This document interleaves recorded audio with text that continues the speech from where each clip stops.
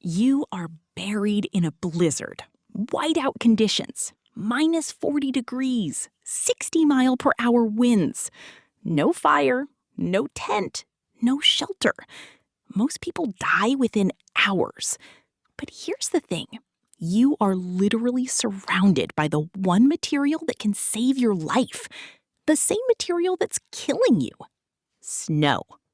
And if you know one simple trick from fluid dynamics, you can build a shelter that stays 35 degrees warmer than the outside air using nothing but your own body heat and a pocket of dead air. But get it wrong by just 18 inches, and you freeze to death anyway. Here's why people die in blizzards even when they try to take cover. Wind. Specifically, convective heat loss. Your body constantly radiates heat outward, about 98.6 degrees worth. In still air, that warmth builds up in a thin layer around your skin. It's your personal thermal shield. Wind destroys it. Every gust strips that warm layer away and replaces it with fresh, freezing air.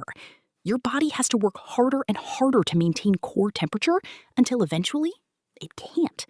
So the first rule of cold survival is simple. Stop the wind. That's where the Quinzhee comes in. A Quinzhee is a hollowed snow shelter. Not an igloo. You don't need perfectly cut blocks. You just need a large mound of packed snow, at least 5 feet tall, left to sinter for 2 hours so the crystals bond together. Then you hollow it out from inside, leaving walls about 8 to 10 inches thick. Now, here is the physics that makes snow an incredible insulator. Snow is 90% trapped air. Air is one of the worst conductors of heat in existence. That's literally why down jackets work. They're just trapping air. Snow does the same thing on a massive scale. The outside temperature can be minus 40. Inside your snow dome, the walls themselves barely transfer that cold inward. Wind? Eliminated. Conduction? Minimized. But there's still a problem. Cold air behaves like a liquid. It is denser and heavier than warm air. If you hollow out a simple cave and sleep on the floor, the coldest air inside that shelter, which seeps in through the entrance, radiates off the walls, pulls right where your body is. You've built a refrigerator and climbed inside it. This is what kills people. They build the shelter correctly, but skip one engineering detail that changes everything. Draw this on the board. You dig your entrance tunnel lower than the sleeping platform. The sleeping area sits elevated, raised above the tunnel entrance by at least 12 to 18 inches. Here's what happens now. Cold air is heavy. It flows downhill like water. The freezing air that enters through the tunnel, the cold air that sinks off the walls, it all drains down into the lower entrance trench and flows out the door. Meanwhile, your body heat, radiating upward, rises and gets trapped inside the dome by the insulating snow above.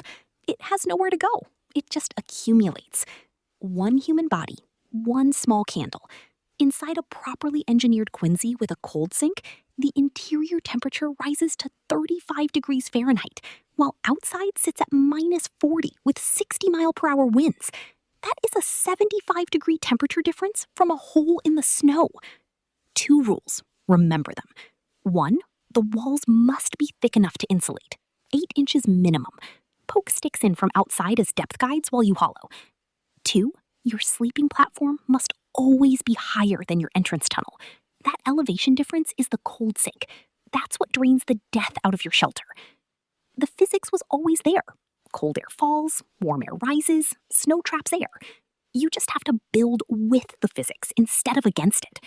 That's the difference between a grave and a shelter.